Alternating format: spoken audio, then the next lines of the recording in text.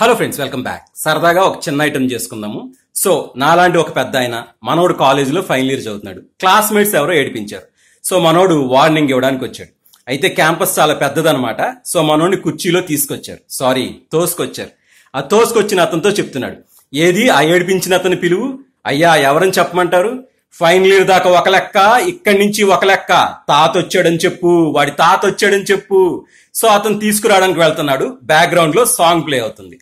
మిర్చి మిర్చి మిర్చి మిర్చి మిర్చి లాంటి ముసలోడే, మిర్చి మిర్చి మిర్చి మిర్చి, కుర్చీ కుర్చీ కుర్చీ కుర్చీ కుర్చీ నుంచి దిగలేడే, కుర్చీ కుర్చీ కుర్చీ కుర్చీ.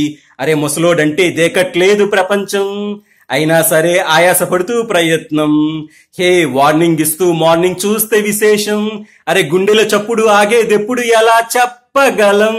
హే మిర్చి మిర్చి మిర్చి మిర్చి మిర్చి లాంటి ముసలోడే, మిర్చి మిర్చి మిర్చి మిర్చి. అరే కుర్చీ కుర్చీ కుర్చీ కుర్చీ కుర్చీ నుంచి దిగలేడే, కుర్చీ కుర్చీ కుర్చీ కుర్చీ. Thank you very much friends, మళ్ళీ కలుద్దాం.